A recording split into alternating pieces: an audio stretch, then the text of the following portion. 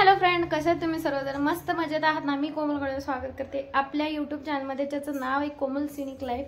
तर आजचा दिवस इतका स्पेशल आहे ना. आज गौरी विसर्जन सुद्धा आहे आणि गणपती विसर्जन सुद्धा आहे.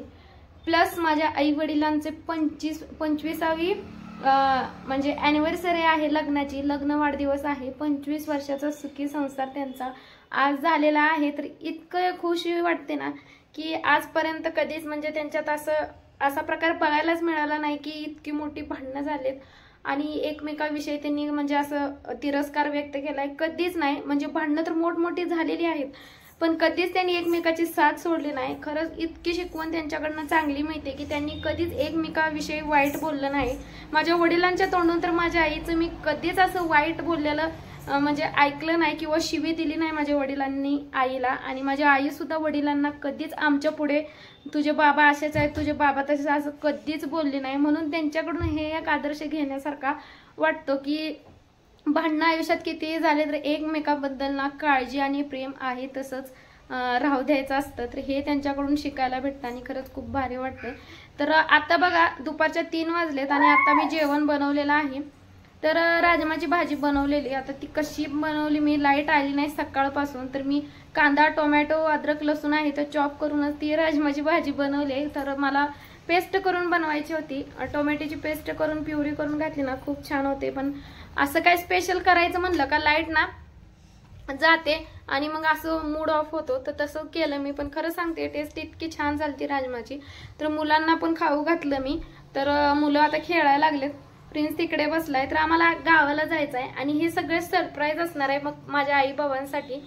म्हणजे त्यांनी 3 वेळा सकाळपासून कॉल आलाय. बाबांचा 2 वेळा आणि आईचा 2 वेळा, भावाचा एकदा, असे 5 वेळा कॉल आलेत की या म्हणून. 25वी आहे, सिल्वर जुबली म्हणतात ना ते. तर 25वी आहे तर कधी सेलिब्रेट केली नाही आम्ही अॅनिव्हर्सरी, पहिल्यांदाच करतोय. तर तुम्ही या म्हणून कॉल आलता. पण आम्ही काय सांगितलं त्यांना, जमणार नाही म्हणजे जमणार नाही. कारण मला ना सरप्राईज द्यायचंय त्यांना की जमणार नाही म्हणायचं आणि अचानक त्यांच्यासमोर जायचंय. त्यांची रिॲक्शन मला बघायची की त्यांना कसं वाटेल. आणि मला थोडेफार गिफ्ट पण घ्यायच्यात माझ्या आई बाबांसाठी. कारण युट्यूबवर आल्यापासून ना मी कुणालाच गिफ्ट घेतलेलं नाही. माझ्या म्हणजे फर्स्ट पेमेंटचं सुद्धा मी असंच, म्हणजे माझ्या हस्बंडनाच फर्स्ट पेमेंटचं फर्स्ट गिफ्ट घेतलं.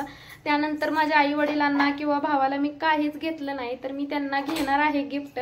आणि अजूनही कुणाला तर गिफ्ट घ्यायचं माझ्या मनात विचार चालू आहे. तर काय काय होते तुम्ही कंटिन्यू व्हिडिओ बघा, तुम्हाला समजेलच मी काय घेणार आहे युट्यूबच्या पेमेंटमधून माझ्या आई वडिलांना आणि अजून कुणाला ते गिफ्ट, ते तुम्हाला समजेलच. सो ब्लॉग कंटिन्यू करा. आणि आता मग गावाला जायचंय म्हणून मी तयारी सुद्धा करते. बॅग पॅक करायला लागलेली आहे. तर बॅग पॅक करून झाली की मग आता आम्ही थोड्या वेळानेच निघणार आहे. हे अजून आले नाहीत जेवायला.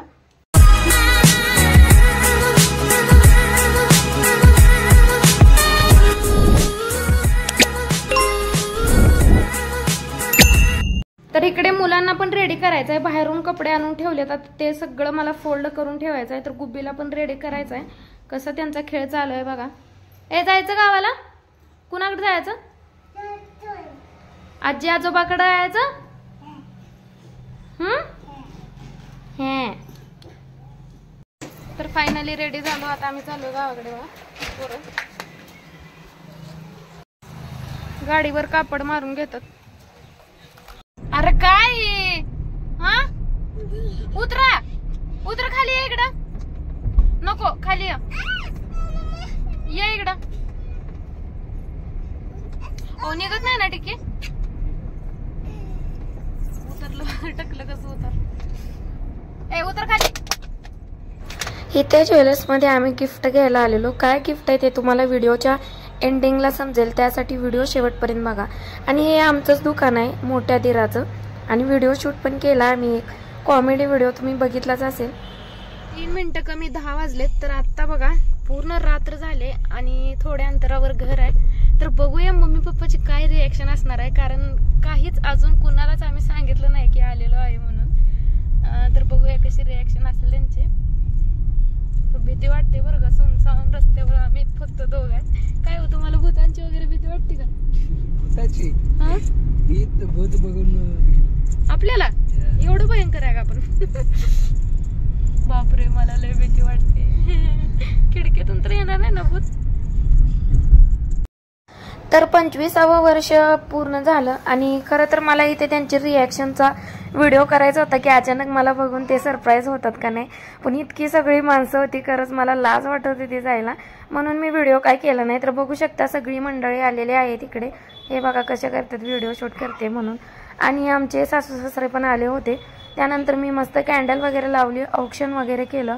आणि अजून एक सांगायचं झालं तर की आई मला म्हणाले की तू येणार, हे मला माहीतच होतं की तू येत नाही म्हणणार आणि अचानक सरप्राईज देणार, कारण आईने ना येताना व्हिडिओ कॉल कर म्हणून कॉल केला. तर मी काय बोलले तिला की आता मी कामात आहे, परत करते. पण आईला माहिती आहे मी कितीही कामात असले तर आईला इग्नोर कधी करत नाही. तिचा व्हिडिओ कॉल उचलून काम करत करत बोलते.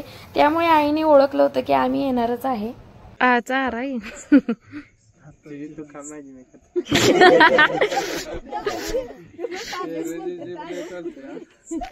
होय, आता आणला एकदा खाणार आहे का सगळं? मग हा पुरला पाहिजे, नाही तर इथं तुला कट करायला ठेवलं याचा अर्थ असा नाही की सगळं तूच खावं. यूट्यूबचं पेमेंट आल्यापासून मनात विचार यायचा की आई बाबांना काहीतरी भेट घ्यायला पाहिजे, कारण आपले जन्मदाते आहेत, त्यांनी लहानाचं मोठं केलंय आपल्याला आणि आपल्याला वाटतं ना किती कष्ट केलंय हे तर शब्दात सांगू शकत नाही. आपण कसल्याच प्रकारे त्यांचा उपकार फेडू शकत नाही. तरीही मला छोटंसं गिफ्ट घ्यायचं होतं, म्हणून मी माझ्या पेमेंटमधून, यूट्यूबच्या पेमेंटमधून मस्त आई बाबांना दोघांना गिफ्ट घेतलं. तर आमच्या ज्वेलर्समधूनच मी हे गिफ्ट घेतलेलं आहे. तर आईला बघा मस्त सोन्याचं नाकातलं घेतलेलं आहे आणि बाबांना सुद्धा मी घेतलेलं आहे, लॉकेट गणपतीचं आहे बरं का. तर हे गिफ्ट जे आहे ते माझ्या भावाने घेतलेलं आहे. तर तो मला कॉल करून विचारत होता काय घेऊ, साडी घेऊ का आईला म्हणून आणि पप्पाला ड्रेस. तर मी म्हणलं साडी ड्रेस घेतलं तर फाटून जातील, अशी काहीतरी वस्तू घे जेणेकरून ती वस्तू टिकून राहील. आणि पाहिलं की आठवण येईल की गिफ्ट घेतलंय म्हणून. तर किती छान फोटो आहे हा, त्याने गिफ्ट केला, मीच त्याला आयडिया दिली होती. आणि त्याचं सुद्धा म्हणजे पेमेंटमधून त्याने घेतलंय, तो सुद्धा त्याच्या पायावर उभा राहिलेला आहे.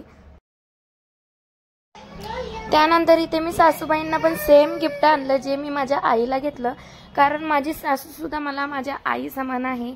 कारण माझ्या पतींची आई काय आणि माझी आई काय सेम, त्यांनी कधी आमच्या दोघात भेदभाव केलेला नाही, म्हणून मी त्यांना सुद्धा गिफ्ट आणलं होतं. मेन आचारी बाबा हळू सगळ्यांच्या स्वप्न पाणी फिरवशील.